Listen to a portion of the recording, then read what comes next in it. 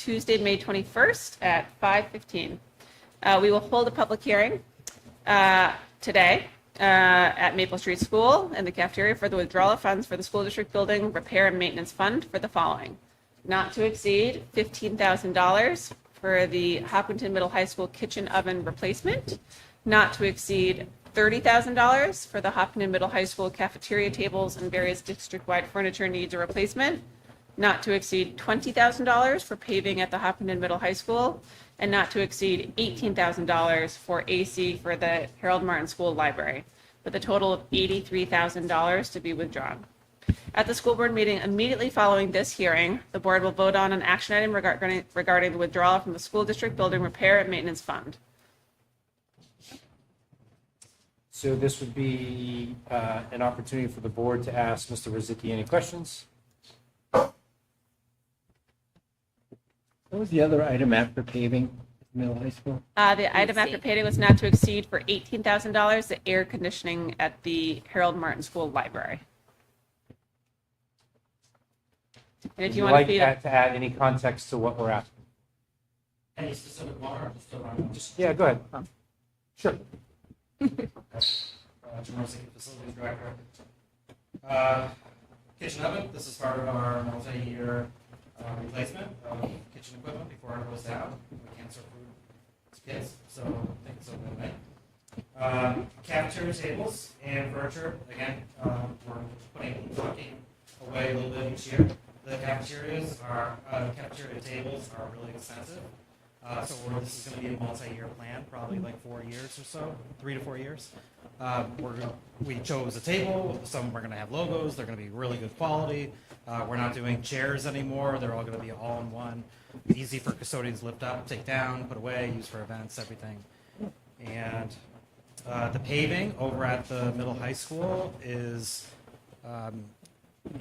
that's what we need. I don't know if you guys have been over there since the break, but the town really dug up a lot of that soil there. There's a little bit of ledge to blast out. They're going to do that with the machine this summer. That's in our budget. We agree to work with the town on that. They're funding a lot of it, but we're also helping out with the machine, and they operate it. So it's really a really inexpensive project considering. So, and then the AC for the library at Harold Martin.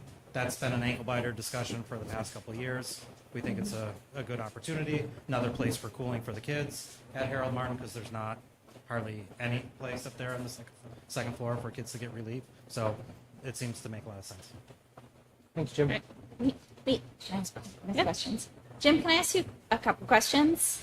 For the paving at the middle high school, how many additional spots do you know will be added in that dirt spot? For now, it's almost going to be 14. That's great. So Excellent. Amazing. And then with the tables or other furniture that the school replaces, what do we do with the old stuff? Is it donated if in good and usable condition, or what happens to it? we're not replacing anything that's in good condition. Okay. Still a little bit useful life, yes, which will fan out to other buildings, but unfortunately, we lose quite a bit of chairs over at the high school. So we actually don't have enough fixed seating for those tables already. But those in particular are actually becoming a hazard because they're cheap. Yeah. When they break, they're metal, they can injure somebody. So we intend to throw those out. Okay, great. Maybe we have a policy that clearly states how we go about food. There is. Yep. So, yeah, that's what I thought. All right. No, no, I learned. Any other questions from the board? Thanks, Jim. That we're not just doing a little. Public comment? For the public hearing? Okay. And with that, we will, We can go ahead. oh wait, do you have a question? No, I was just going to make the comment that, the CIP committee met, discussed these improvements, and I think we were all have to yell. in support Yeah, we used to. of these expenditures. So to the extent that that should be part of the record. Thank you. Lovely. Thank you. Great. Yeah, so we can close this public hearing. All right, we can close the public hearing and we will Start at 5. reconvene at 5:30 in 8 minutes. Thank Oh you. my everyone. gosh, it's so loud. This rain is like It's pretty loud. killer. Yeah, I don't think the windows being open or closed makes much of a difference. What? I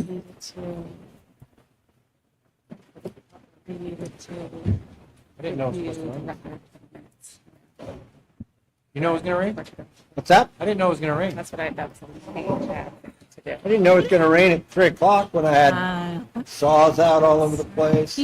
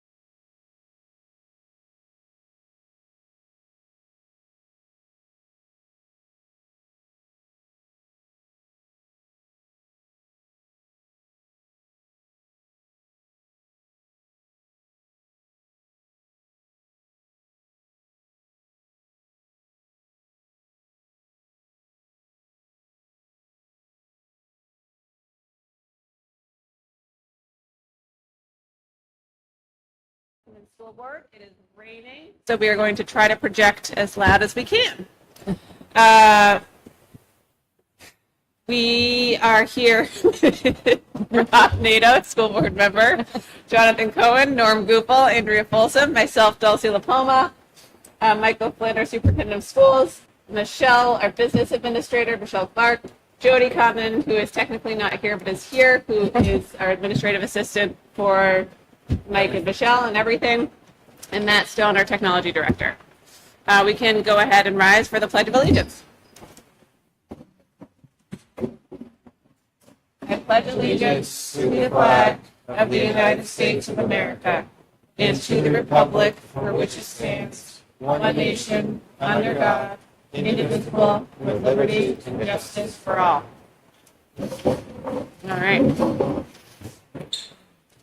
I'm going to do minutes and then public comment. Minutes, Yeah, public comment. Yeah. 4 comments. Great. Public hearing, yeah. She'll be Okay. here. Okay. So we have 3 sets of minutes to approve. Can we do them as a bundle? One at a time. One at a time. Okay. We have a regular school board meeting minutes for May 7th, 2024. Do I have a motion to approve? So moved. Second? Any discussion? All in favor? Aye. We have 1 set of non-public minutes from April 16th, 2024. Do I have a motion to approve? So moved. Second? Any discussion? All in favor? Aye. And a second set of non-public minutes for May 7th, 2024. Do I have a motion to approve? So moved. Second? Do I have any discussion? All in favor? Aye. Great. We are now into our first public comment portion of the evening. As a reminder, this is a public meeting of the Hopkinton School Board. This is the first section, and there will be another opportunity to make public comments at the end of the meeting. If you would like to make a comment, we ask that everyone state their name, address, and keep their comments to 3 minutes. Okay. All right.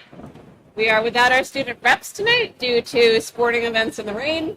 And any quick board or any board comments from the board? Jonathan? Yeah, real quick, I just want to say congratulations to all the students tonight who will be receiving awards, to our underclass and to our seniors. It's our least. You can't hear me? Okay. You can also, you guys can move a little Just move closer up. as well. Go ahead, Norm. Sure. So, congratulations to our seniors tonight who will be receiving some awards. I wish them a wonderful evening tonight because they absolutely deserve recognition as we approach graduation. And I'm very excited this weekend to work with Rob, as him and I will be building the shed over at the fields.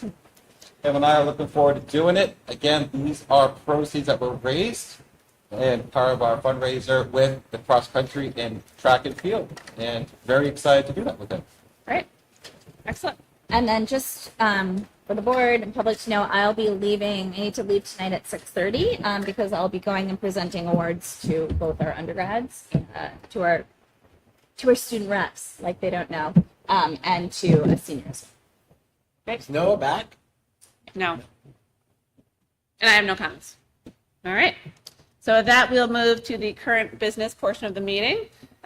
We have a vote to approve funds from the public hearing.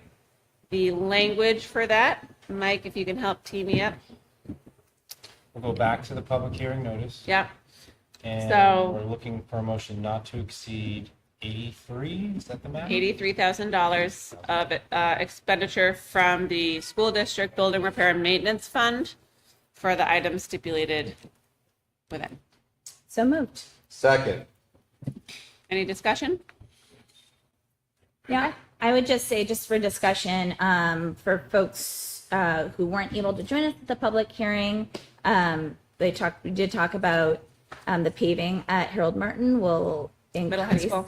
at middle high school. I see the HM and I just think Harold Martin. The middle high school will increase parking by at least 14 spots. And that our cafeteria tables and various district-wide furniture is replaced per our policy, and none of it is in working order. And that we actually have not enough chairs. So we will be adding chairs because they have broken. Excellent. Any other discussion? Just quickly on top of the paving, not just adding spots, if you've ever been there when the tree was there and the ledge, and you saw some of our children park, the way they were parking, it was unsafe. So this will also help our traffic pattern at the middle high school, which will also be safer. Right. Okay. All in favor? Aye. Any opposed? Great. All right. Michelle's actually going to be on the road tonight, so we're going to move up to her personnel report. So Michelle, over to you. So before Michelle dives into the list that you have in your folder, Ms. Cannon, as we mentioned last meeting, is moving on. So there was a little bit of a domino effect that you're going to hear from Michelle. The great thing is when we interviewed for elementary education, there were several candidates that were stellar and moved forward. At the time, we didn't have an opening, but due to the domino, we were able to call a candidate back and offer her the job, and she will be on the list tonight. So if you have questions at the end of it, feel free to ask, but Michelle's going to go ahead and move forward.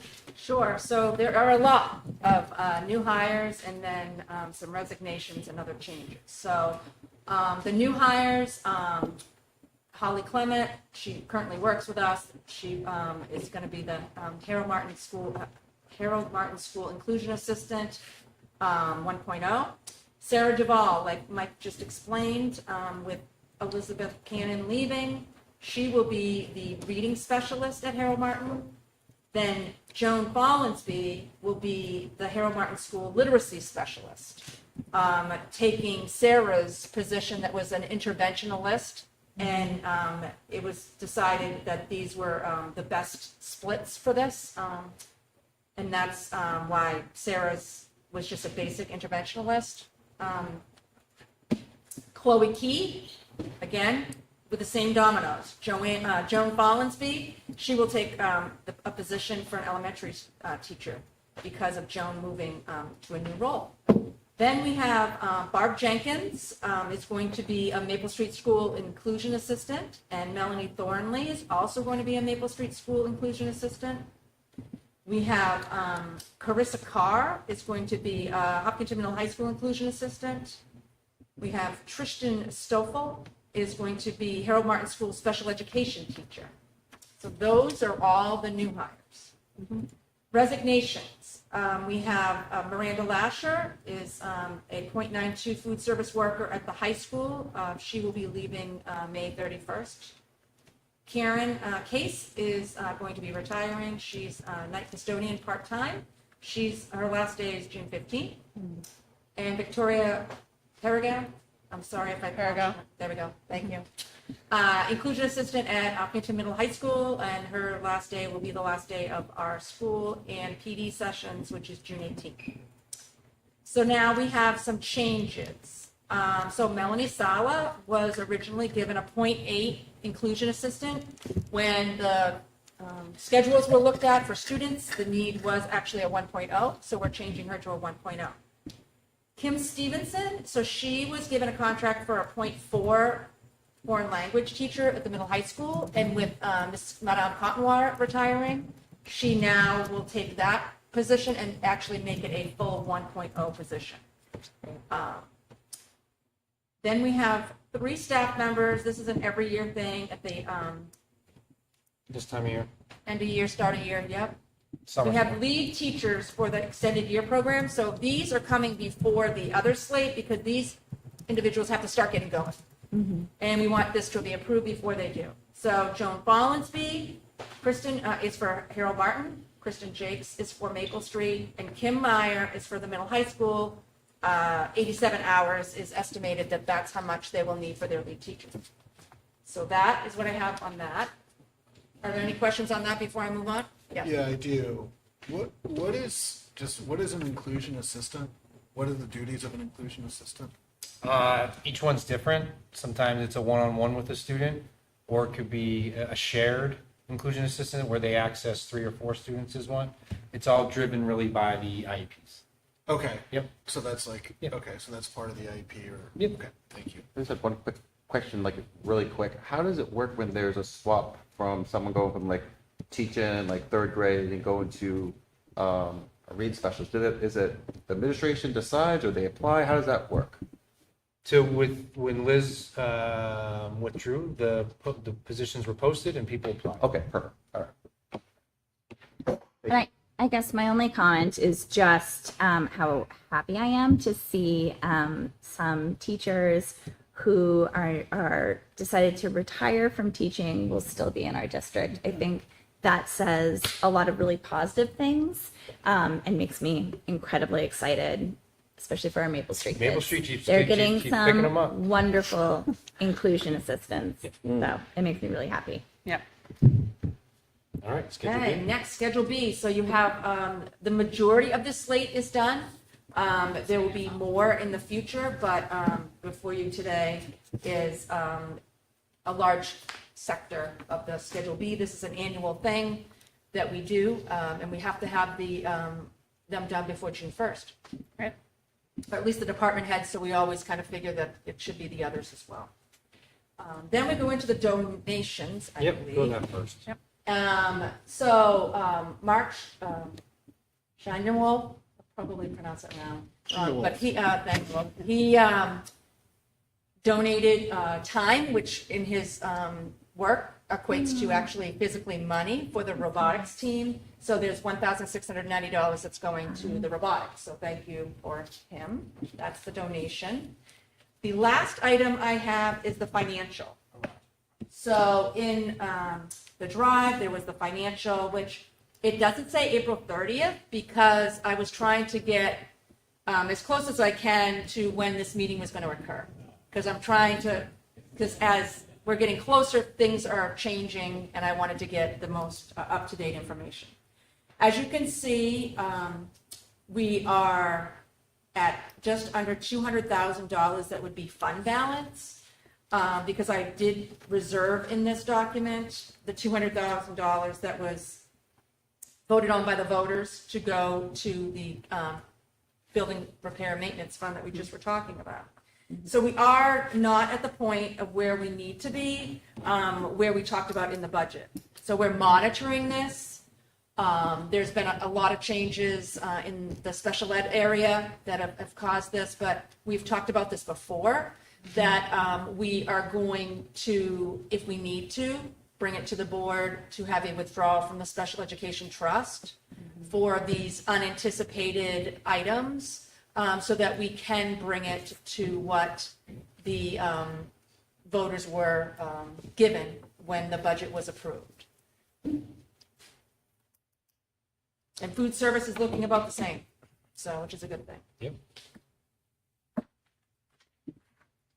Any questions on Michelle's topics? I know we'll get to it later in the agenda, a little bit more finance when we give an update. So, if you have any questions, if not, Michelle's going to hit the road. Yep, thank you. Thank you, Michelle. All right. Great. Thanks, Michelle. Thank you. Okay. Oh wait, actually, because it's not under consent, we're going to need a motion to accept Michelle's. Need a motion to accept Michelle's presented report. We need New hire, we're gonna have Schedule B and specifics. new hires. So Yep. I'm going to look for a motion to accept Michelle's personnel and donations as presented. So moved. Second. Any discussion? All right, all in favor? Aye. Any opposed? Okay. Great. Thank you. Great. Great. Is he here? Okay. He is He's here. So we do have a need for non-public tonight. It's the first of two, actually. And so I'm looking for a motion to go into non-public under RSA 91-A:3, L for legal. This is a roll call vote. So moved. Second. All right, Rob Nato? Aye. Jonathan Cohen? Yes. October, yeah.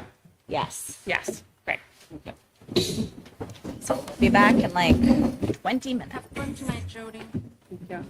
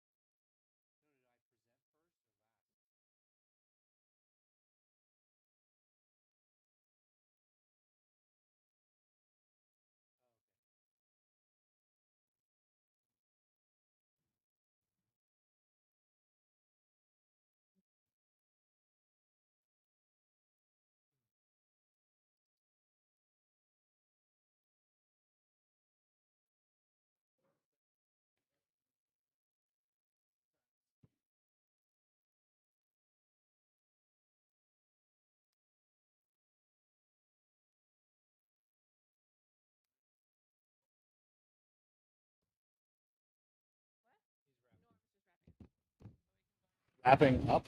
Yeah. Yeah. All right. Let me just get my computer started here. All right. Do I have a motion to come out of non-public? Sure. Yes. Any discussion? No, but I would then move to seal the minutes. Yep. So we're going to make a motion to come out of non-public. Yep. Roll call. Oh, sorry, we got to Yep. vote on that. And then, Sorry. yeah. Rob Nato, yes. Yes, Yes.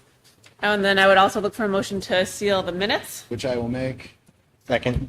Any discussion? Roll call No. vote. Roll call vote. Roll call vote. Yes. Yep. Yes. Great. Okay. We are on next to the Hess contract. We are. Great. So we are, I met with Nancy over the last couple of weeks to finalize I'll call some of the formatting essentially. We retyped it so that it is more friendly for all users involved, whether you're accessing it online or not.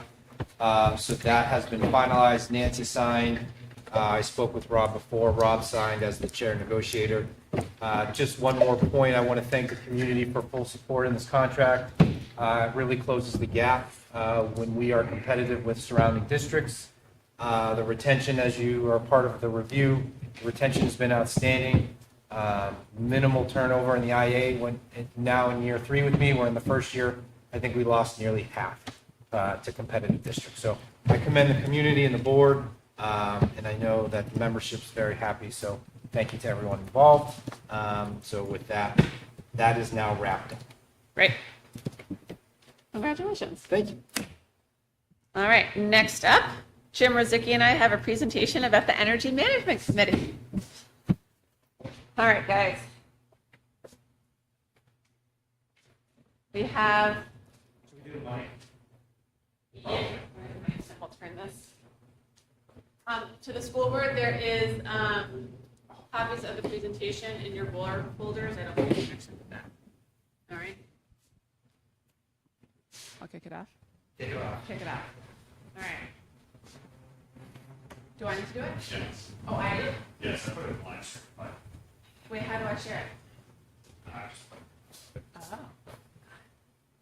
Elsie, do I want the draft plan deck? Is that what I'm looking at? Yeah, 521.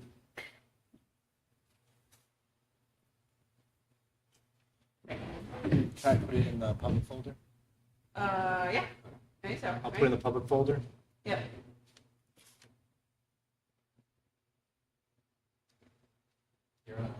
Okay. All right. So we have a few things we want to talk through tonight. Just reminding everyone what the charter of this committee was. We want to walk through a map of a few of the stakeholders that we've met with, because it's been pretty extensive over the last year. Run through our work in process to date, because I think it's important that this board understands what the work of the committee has been, and then talk through some curriculum work, grants, our recommendation, and next steps. Okay. So as a reminder, we were established at the very end, I think, of 2022, basically to recognize that the development and implementation of a comprehensive management plan is needed in light of increasing costs and decreasing supply. Sure, yeah, yeah. And it's basically to consider key elements of facilities, grounds, CIP, curriculum, staffing. And so it is a It's in there now. multi-member committee, and Jonathan may know this, but where we have facilities director, principals, a teacher, school board members, 2 school board members, students, and community members. So it's really pulls from sort of all the different lanes. Next, yep.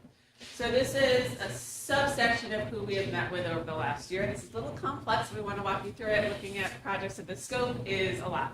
We're the Energy Management Committee.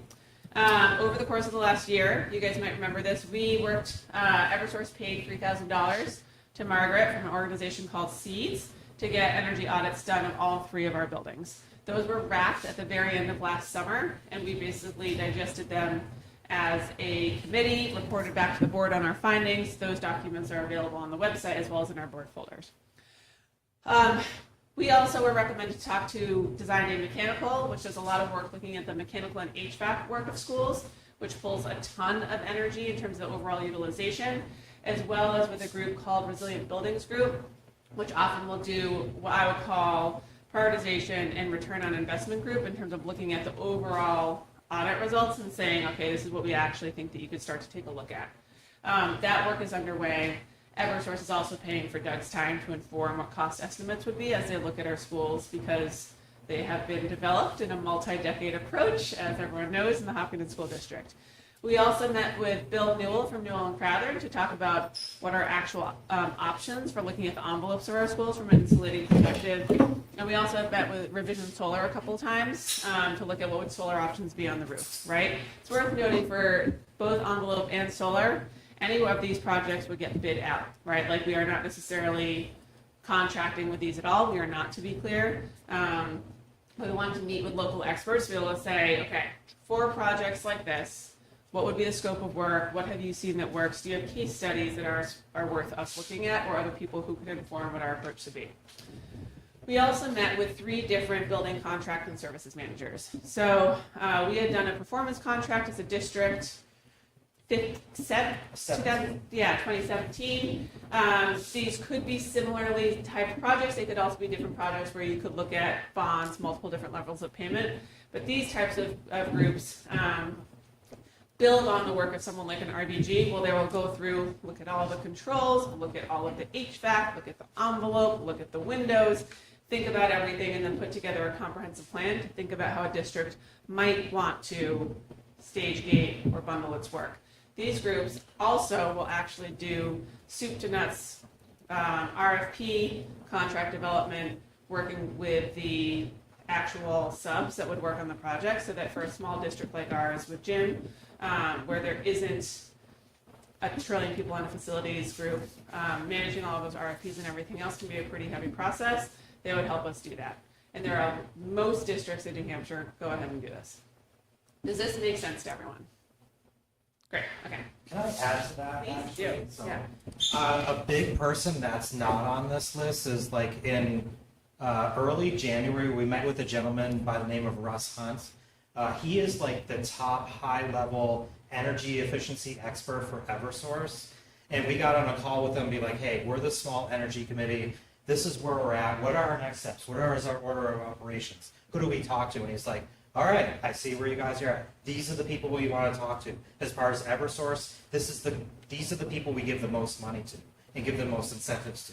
And basically said, he's like, open your eyes a little bit more. He's like, as part of Eversource, draw a circle around Hopkinton and over how many square miles. And there are school districts all around you that are doing awesome work with hardly any money out of pocket that we're giving hundreds of thousands of dollars to.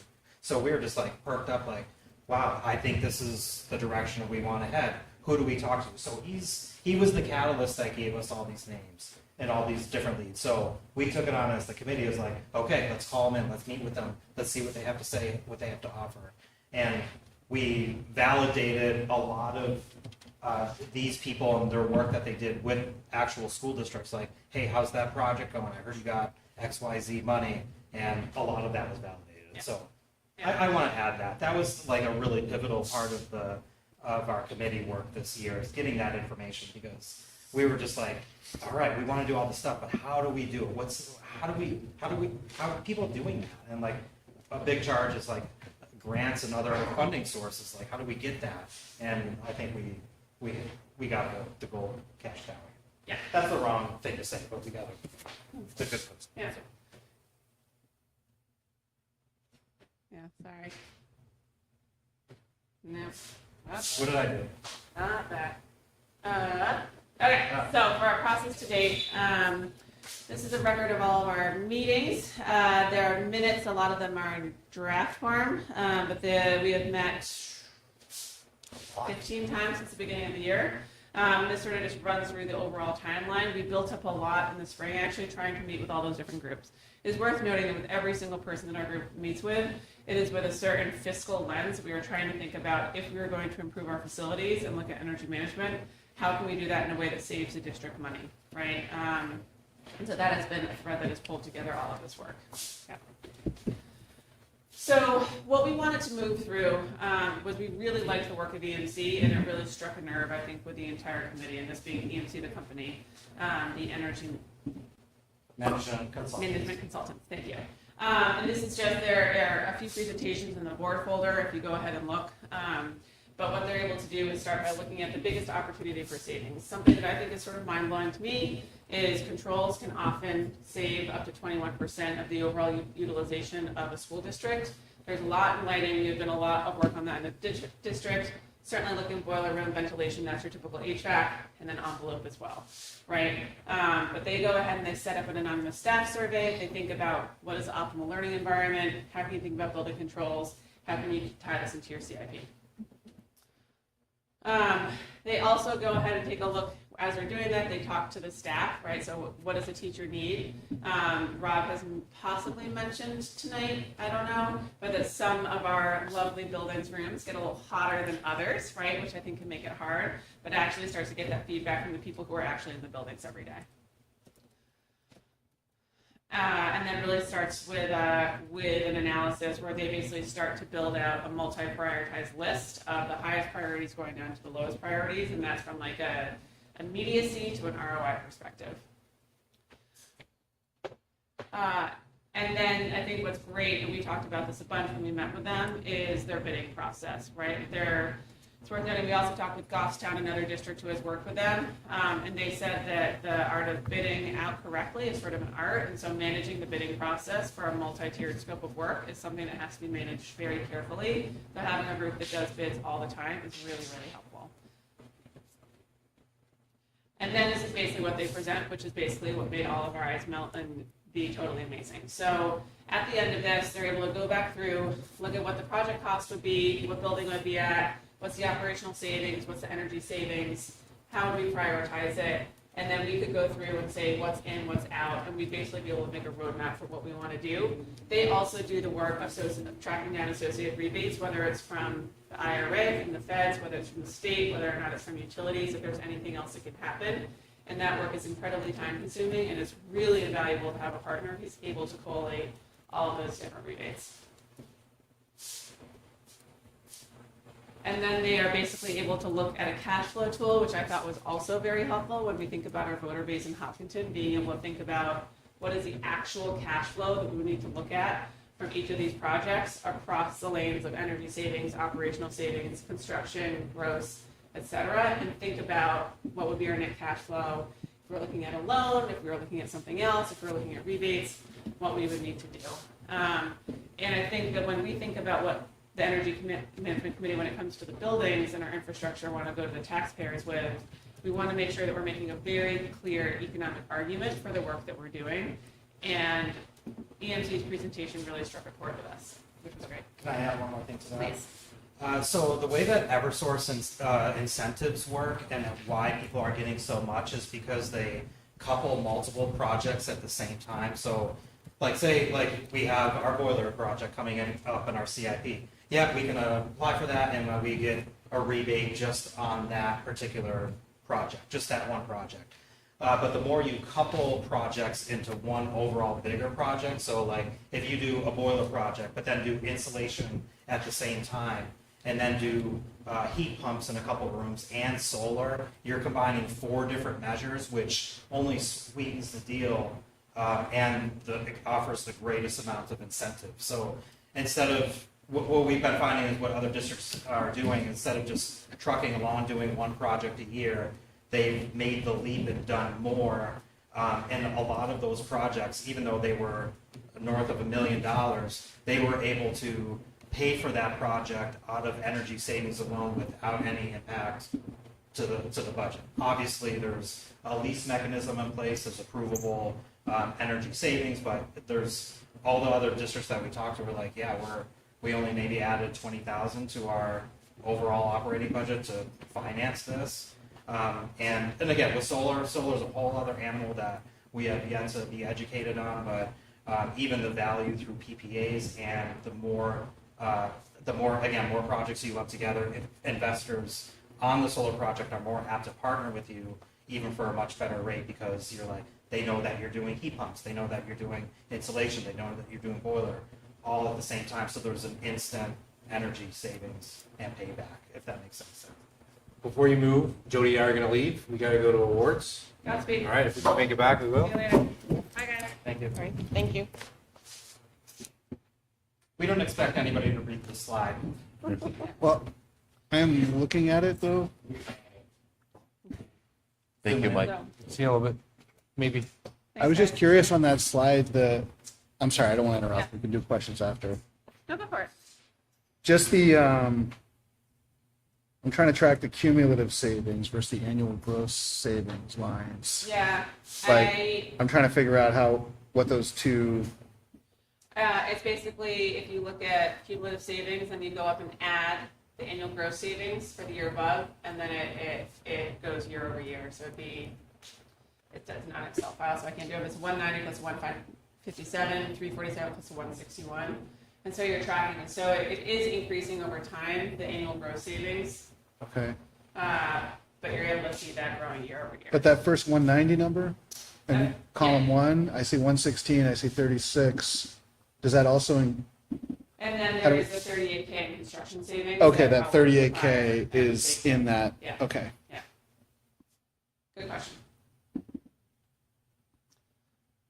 So our recommendation, and we'll talk through grants a little bit more in a minute, would be really to recommend that we ask EMC to come in and present to the board. This is something that they do with the districts that they're going to work with. They would take time to go through and do a thorough audit of all of our facilities over the course of this summer and into next fall. Given that this committee's been working for 2 years, we felt that this is the best partner that we have met with thus far, given the district that we are, the needs of our specific community, the needs of our buildings, and the charter that we're trying to achieve.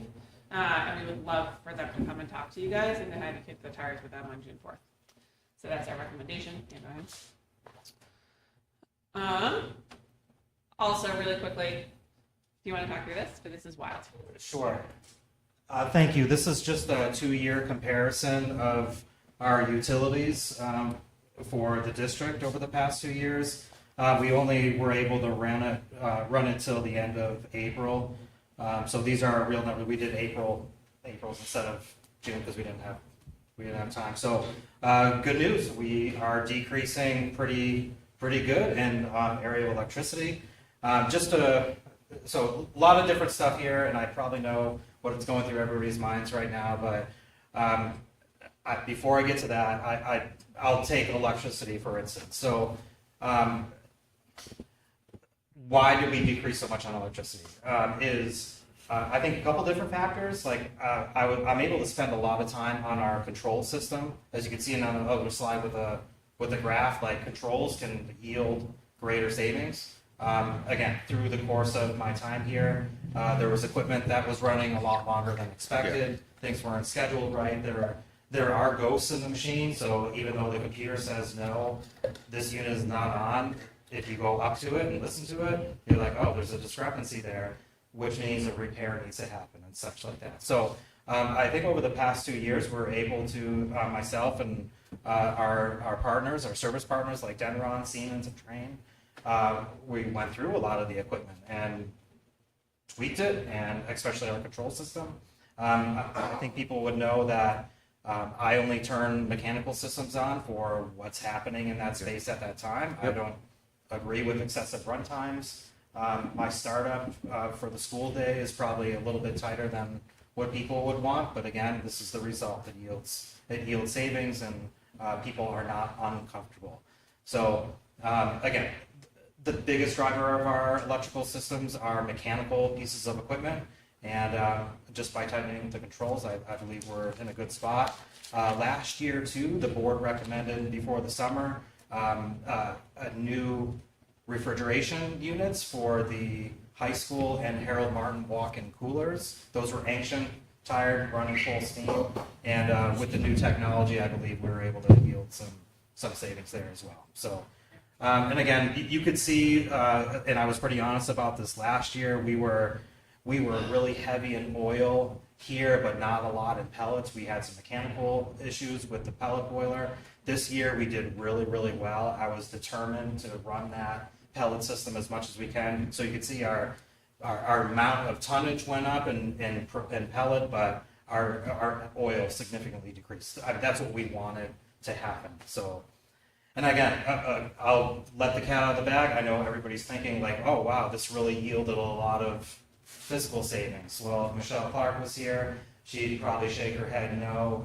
And not to say probably in the electricity line, it probably yielded some savings, but overall, I am way over my budget in HVAC and repairs. Again, if something breaks down, I want it repaired.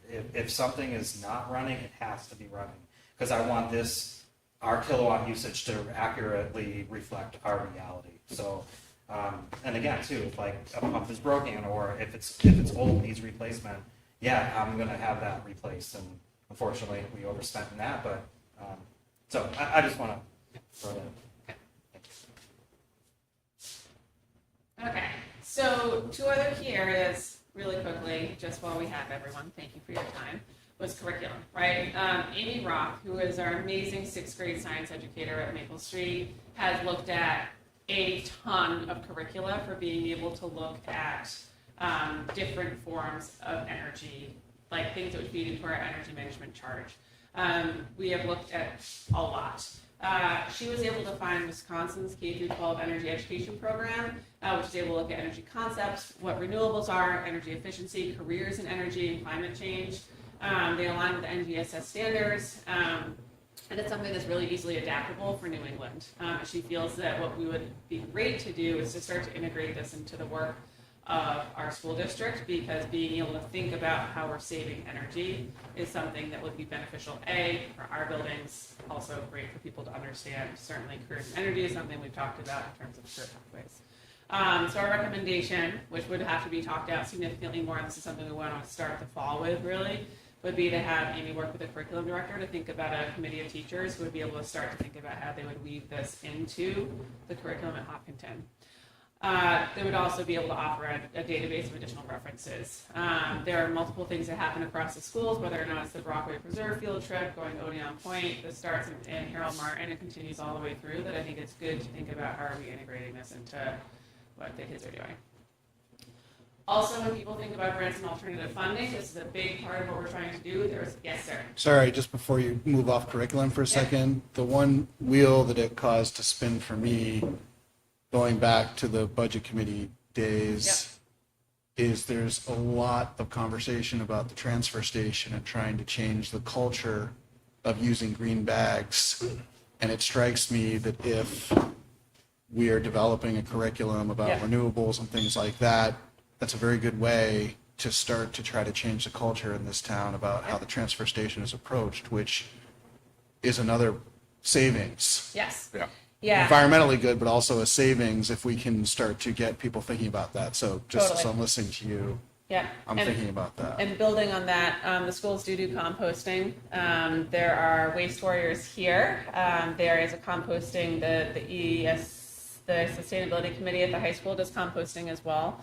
And Patrice at Harold Martin also does composting, and she does a couple like weighing out your trash days to try to show kids what is the impact of actually what you're throwing away every day, and she challenges them. So 100%, yeah. Great. All right. When it comes to grants and alternative funding, due to the Inflation Reduction Act, there's a lot of money that is trickling down through various pathways that schools and other nonprofits and municipal groups are able to take advantage of. The ITC direct payment via the IRA is still available and will be through 2031. It covers 30% of all project costs that are related to sustainability and green energy. This has not happened before. This was put into place in 2022. This is a windfall for schools. It just takes money off the top. In addition, Eversource, as Jim was alluding to earlier, incentivizes bundled projects in addition to the IRA funding. And so this is something that we want to take advantage of. We have talked to Eversource a couple of times to say, do you have a cap? Is it project-based? They are still figuring out what that looks like, but we keep them engaged in conversation because we want them to be our partners as we move through this work. Power purchase agreements are something that we have started to understand as a work of looking at solar. There's a few different pathways there. And we've talked to Eversource, to Revision, who again is not our solar provider, but talked about a few different options that would work for the school. And also the EMC broadly attends a lot of Department of Energy webinars for being able to look at what are our alternative funding sources for K-12 schools. It's worth noting that a lot of traditional grant programs, we've talked about this, do base their grant aid off of free and reduced lunch. There are also alternative pathways, whether it's subprime, lending rates, low interest, just rate rebates, whatever else. And so this is something that the DOE is very actively trying to unpack. We have been attending these webinars and collecting their materials. And finally, a big thing to look at is like, how can we actually leverage our cost savings to actually be able to fund part of this work? Because I think that's an important thing that we want to consider. So we would ask that we are able to bring ENC, the company, in to present to the school board on June 4th. They're free and would be able to come. We could sort of time box it. You obviously have their other materials, but we would be thrilled to sort of serve them up to you guys and let them do their thing. I like free. Great. And last but not least, last slide. Before we end the presentation, we literally have an amazing committee of people who literally zoom in from New Mexico, who are consistently there no matter what it is, who do research, who collate materials, synthesize, and share out with us. And we're, I think, very proud to be part of this group. Oh, absolutely. I want to publicly thank all the members here too. It's like, I think we meet the most out of any other committee. And so it's a commitment, but it's been a great learning opportunity and there's a lot of great collaboration thoughts being bounced around. It's a good group of people. Okay, so do we have a thumbs up? Great. Woo! So I want to say a couple things real quick. I miss you guys. I saw my name. Thank you. You guys, I think what the community really needs to know is that we do a lot of stuff outside this board, and what you guys have accomplished what we have accomplished in the last 2 years plus doing this is we've listened to the community. It was part of our strategic plan. It was the number one thing that was asked, that we go towards the direction for the district.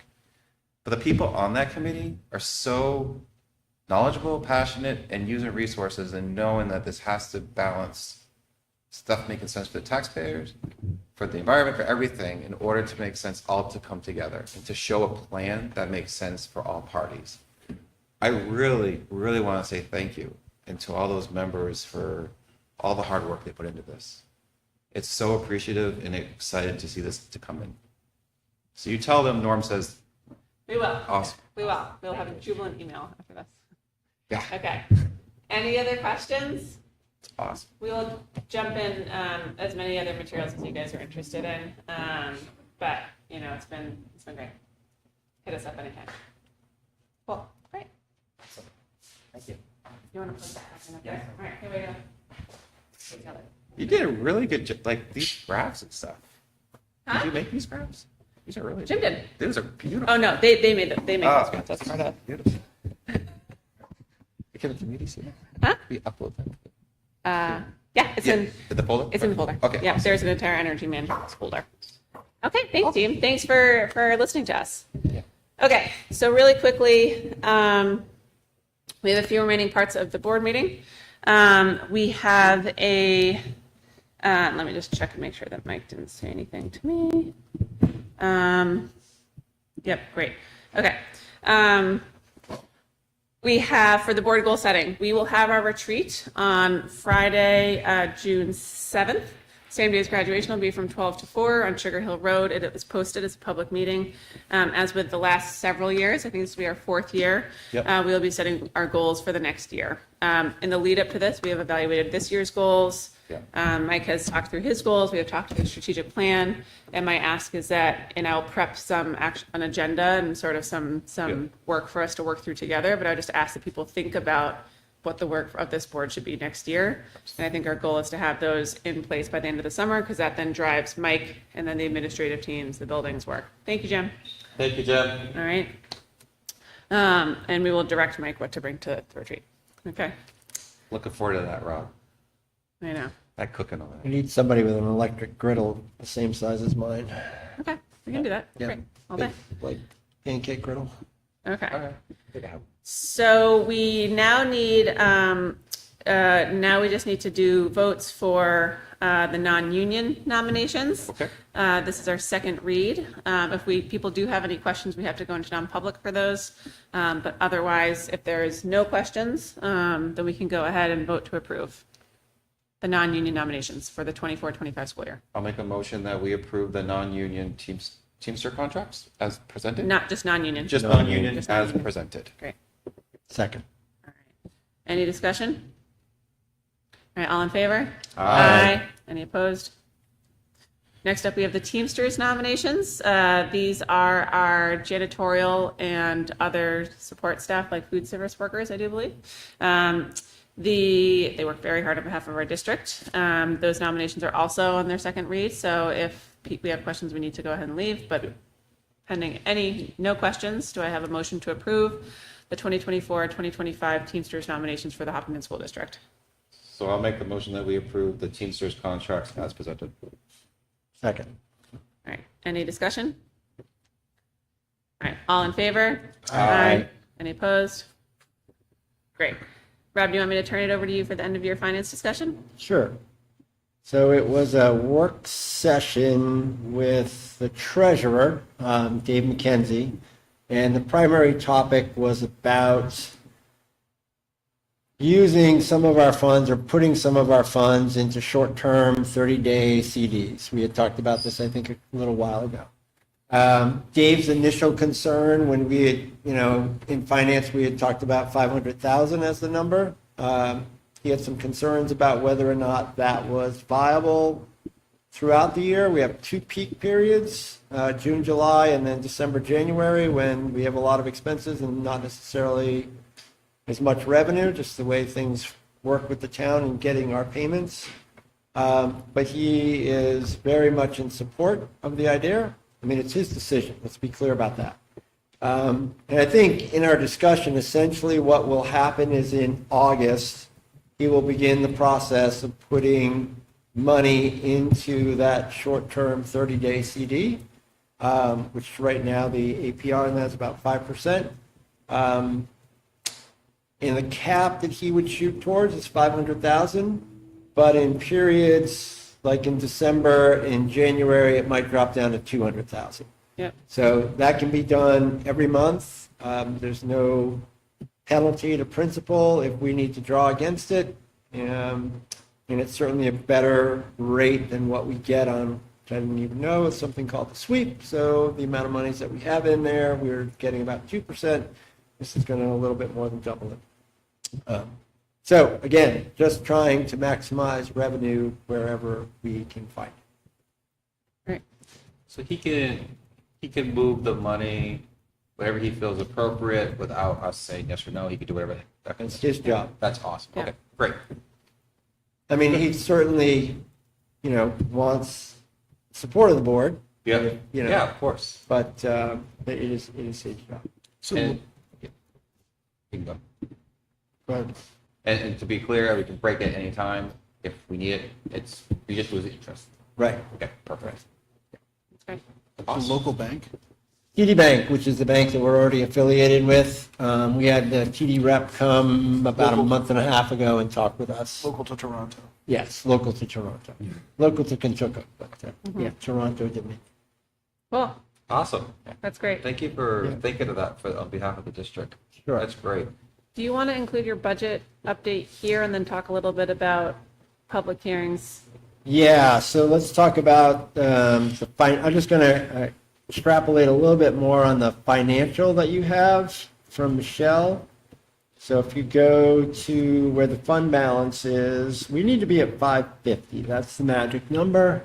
And we're currently at 396. So we're in a little bit of arrears, but the books have not been completely, closed. Obviously, we're still in May, and Michelle will have a much firmer view as to where she's at after the last set of teacher checks go out June 14th. Yeah. So that can change things because the system sort of does what it does, but it doesn't always play nicely. So there may be more money in there than it's showing us. Yep. If we are not able to raise the bar to that 550, then we would ask for a public hearing late in June to withdraw some money from special ed to cover the difference. And we say special ed to cover the difference because if you go down to the expense sheet, there are 2 very large numbers there. So the first one is just special education fund is $111,999 in the red. And then the real larger one, even larger, is under special ed transportation at Yeah. 257, 210. So almost 368,000. And again, this is that, we're budgeting for things and things change during the year. Yeah. And we need to continue to provide those services. So that's where the hole is currently coming from, more so than any place else. But stay tuned for June 4th, and that we will more likely than not, that end of year meeting. I mean, you're the chair, but I'm going to say that it's pretty certain we're going to have it on this one point. Yeah. So, Later than the 18th or the 18th meeting. Hopefully on the 18th. Okay, great. Yeah, Yeah. so currently in our Article 10, we have 785,000, correct? correct. From our district meeting, we said how much we were going to withdraw from that for, 3. So across the various things between the trust, remember Yeah. the money from the trust, and then the articles is 550 is what we need. so is the 200,000 that we took from the trust already been taken out of the unreserved fund balance already? Yeah, she marked that Encumbered in the already? reserve to transfer to capital, Okay. reserve. So if you basically look, right, so if you look here, there's a. Oh, right there, okay. Reserve to capital reserves, So which that's what the means fund balance is right now? right now 196 and we have to clear 350. Okay, so with what's been promised to the taxpayers, it's probably likely that we may not put in Article 10 this year, because we have to withdraw from special ed. That's correct. Okay, just want to make that clear. Yeah, Okay. and we'll know more. We'll know more. In a month. Yeah, it's, as we used to say in the kitchen, we don't get paid to panic, and we're not at panic stage yet. So But we just want to, we'll know better Oh. after the 14th of June where Yeah. the numbers have fallen. No, there's no need to panic. We have to meet the needs, and that's how it goes. Yeah, and I mean, we've set up a system so that Yeah. we've got some backup funds available. if so. Absolutely. yeah, Thank you for the clarification. Sure. great. Do you want me to talk about budget committee now and Might just as be well. done with it? Yep. So in your board folder, there should be Rob's budget committee presentation. I don't know if we want to put that up on the Oh, screen. sure. Yeah.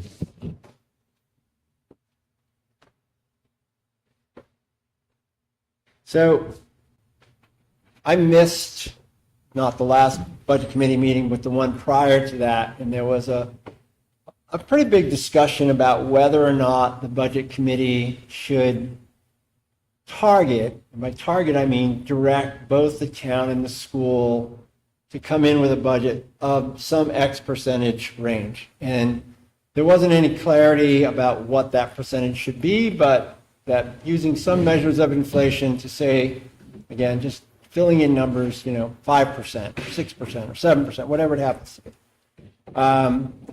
As a way of sort of setting the stage versus the town and the school going to the budget committee with their budgets and working backwards. So when I listened to it, my thoughts were, and this sort of goes back to tracking our finances first. So where are we at? So the first thing that you see here, so the DOE 25 data is the audits that go to the DOE annually. And we essentially looked at the last 10 years and then calculated the year-over-year differences. And the percentages are at the bottom. So I'm going to use my paper version because I can read it a lot better. So in the salaries column, we're at 1.91%. And then in the benefits column, we're at 5.38. So if you add those together and do the math, it's 2.93% increase in salaries and benefits. Year over year. Year to year, yes. So smoothing out the ups and downs.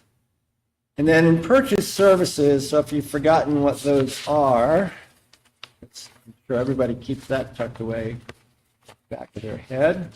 The 300 line is professional services, things like curriculum development, conferences, conventions, etc. Property services, this is all the stuff that Jim Rizicki does. And then other services, transportation, liability, vocational tuition and travel. So that line is this column here. So 7.63%. And I asked Michelle to sort of tease out the special ed and the transportation for me. Special ed accounts for about 50% of that column, and transportation accounts for 25 to 30%. So that is a huge chunk of those increases. So we're seeing, just as we've talked about during the budget process, that our special ed costs are rising and our transportation costs, particularly in special ed, as is seen in the monthly financial, are rising. The supplies line, what you would think it would be, 4.1%.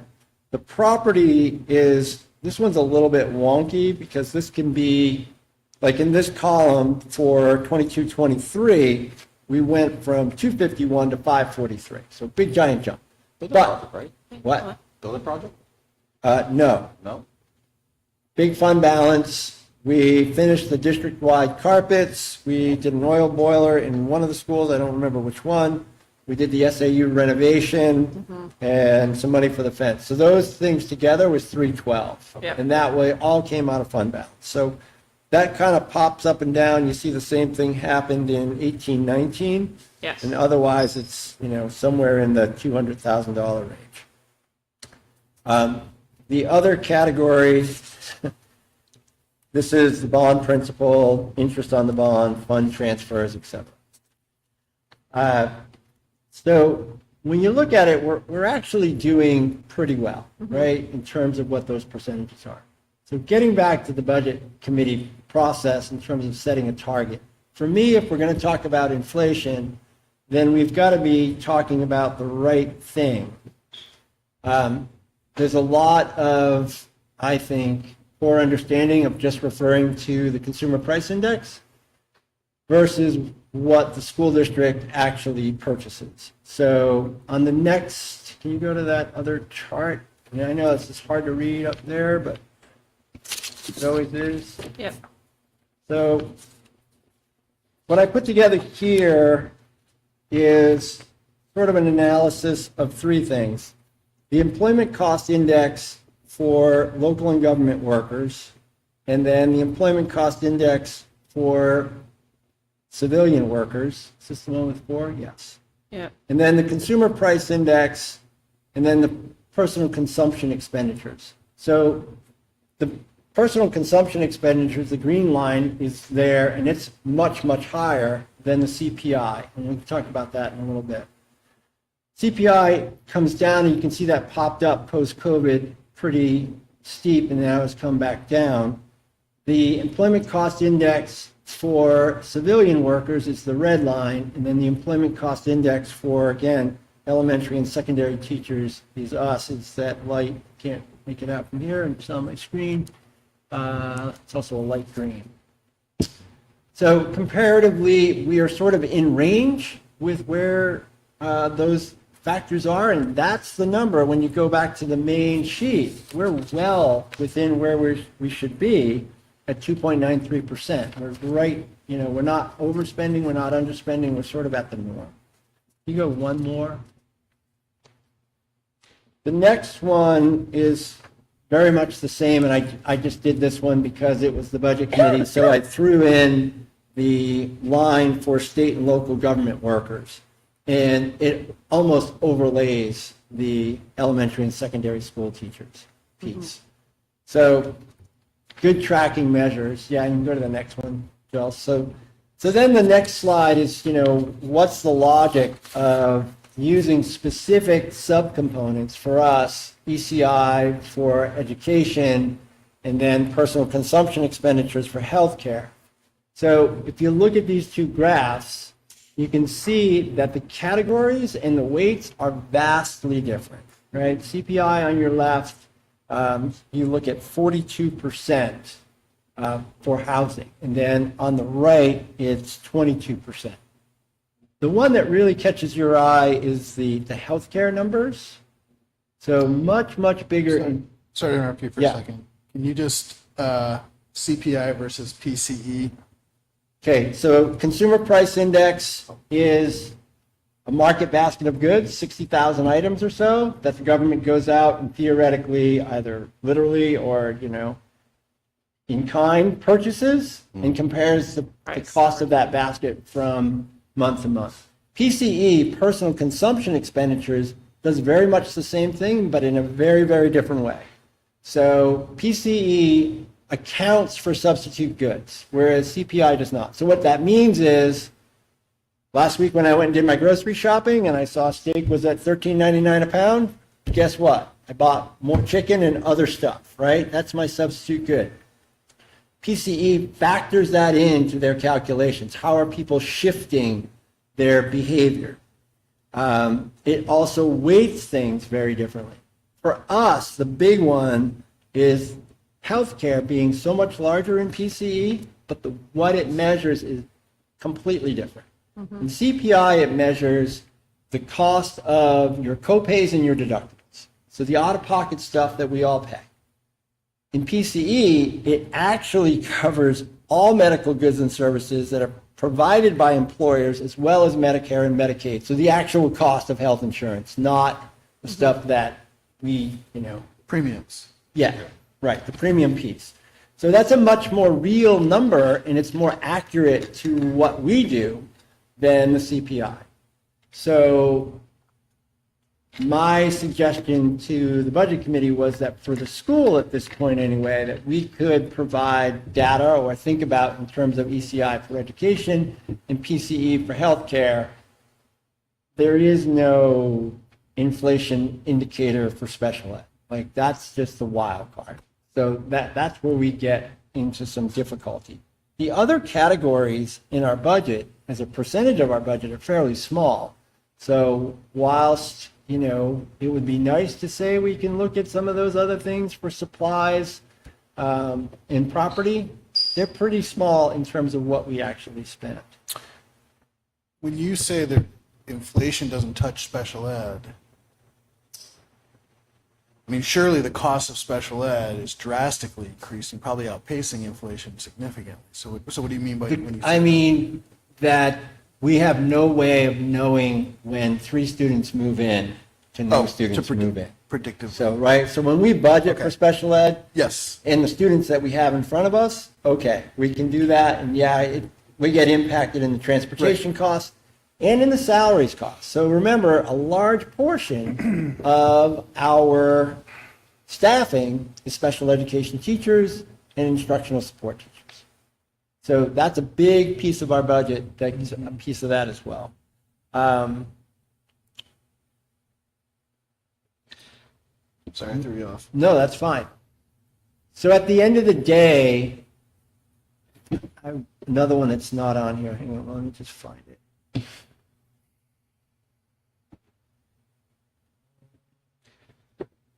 So could I ask you a question? Yeah, so I just want to go back to, there was the importance of teasing things out. So even in PCE, right, which was, running a little bit like 5%.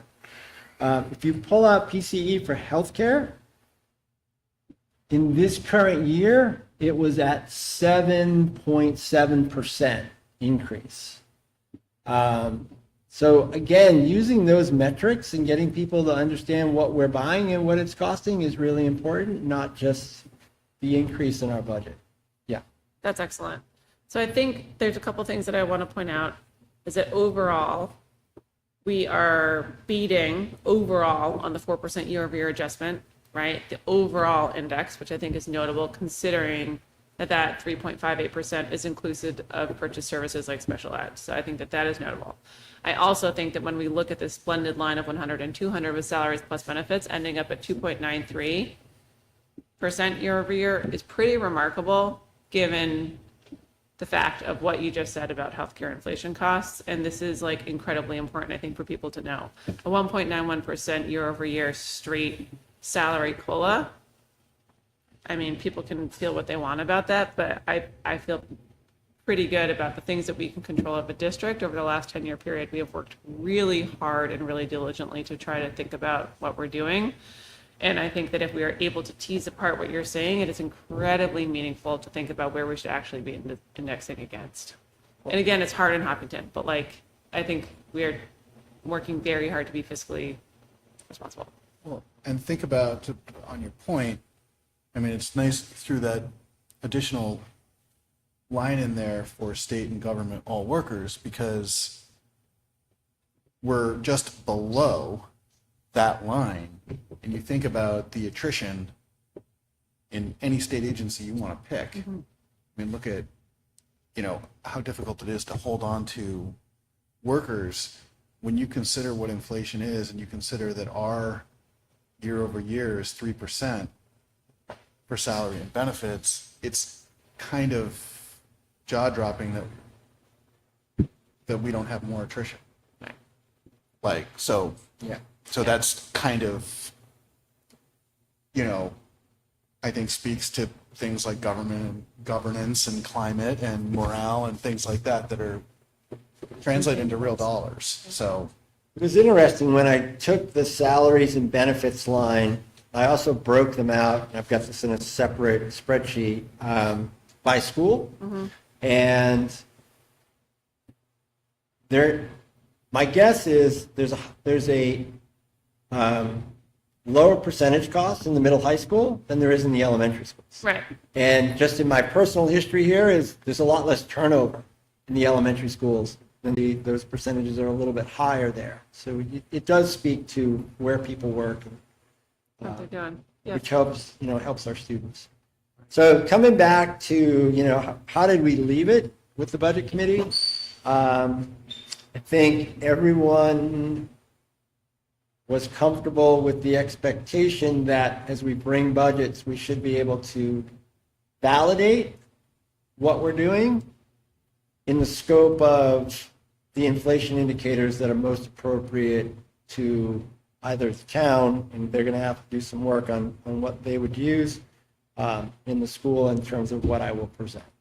Great. So, Awesome. really good work, Rob. I mean, really, like, having Second. sat through many budget committee meetings. I could produce this for the committee. Well, having been through many beginning of the year meetings when they talk about picking a percentage that the budget would normally, that could be 4% or 3% or somewhere right around where we are. So, I mean, I do think it's hugely helpful It's looking ahead to the winter. Right. Yeah. Well, Really, really good work. I continue to learn from you. It is a lot of work, a lot of time, and it was fun. yeah. Looks fun. Sure you don't, Weird sure you don't want to kinda come way. back?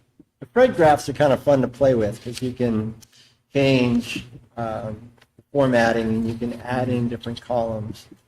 And, I did reach out to Catherine Heck from the Municipal Association that we had met with in December, you remember that, and she had shared some information to explore.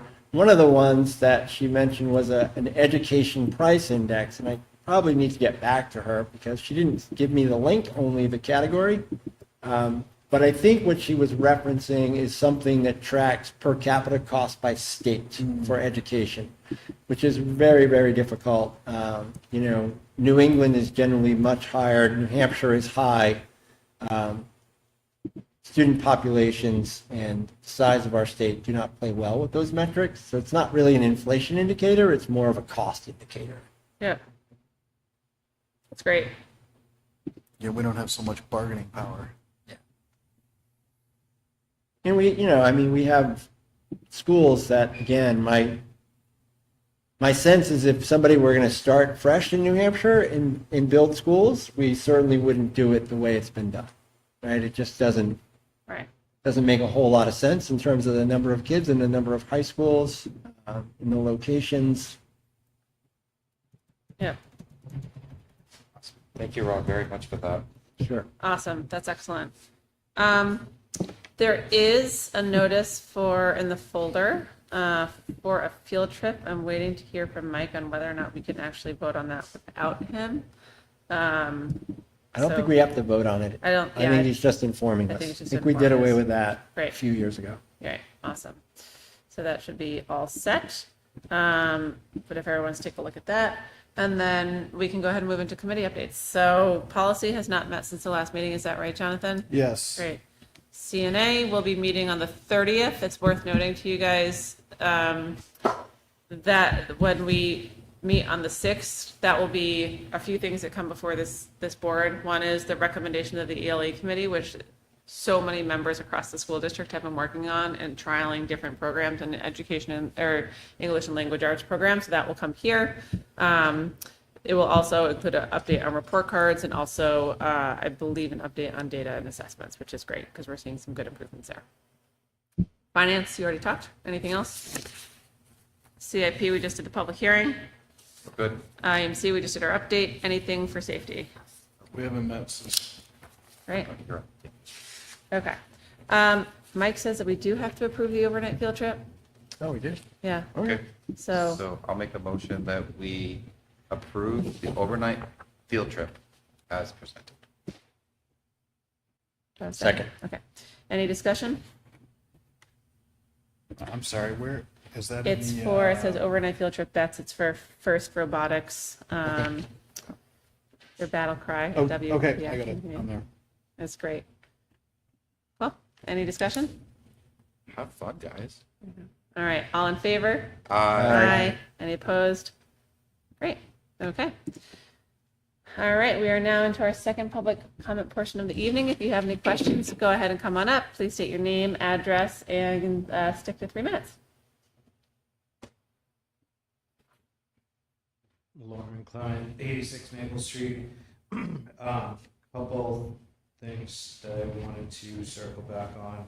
One being earlier at the beginning of the meeting, Michelle had mentioned that we were not quite at the 200K fund balance threshold where we had targeted, and Rob referenced back to being around 550 or target 550, and we were around 396.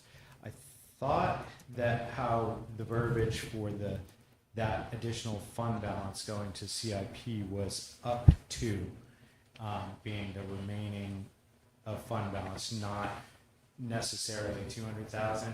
And so if it's not there because of special ed, I'm just curious why the board's making moving in a direction to pull from the special ed trust fund, because it's there. But if it just seems that's already been decided. But to me, the discussion last year with fund balance going into CIP was you would use 200,000 up, or up to 200,000, not a strict 200,000. So I wanted to circle back to that because it sounds like you're still stuck on that 200,000, and that wasn't my understanding of what was voted on, and I may be incorrect. The second thing on the EMC presentation, you said that having them come and do a presentation was free. I'm assuming that one thing that wasn't discussed in your whole presentation was that there was various options to hire different contractors to handle all the putting all the pieces together, which I understand is a major job if you're going to do 4 or 5 major projects to a school. But there was no price tag associated with that expense of actually hiring a subcontractor, and there was zero discussion on that. And I was also a little disappointed that in the EMC presentation, there was no discussion on solar panels or the roof repairs, which are the whole thing that this started with. So I was kind of confused by the presentation. Thank you. Any other comments? Okay.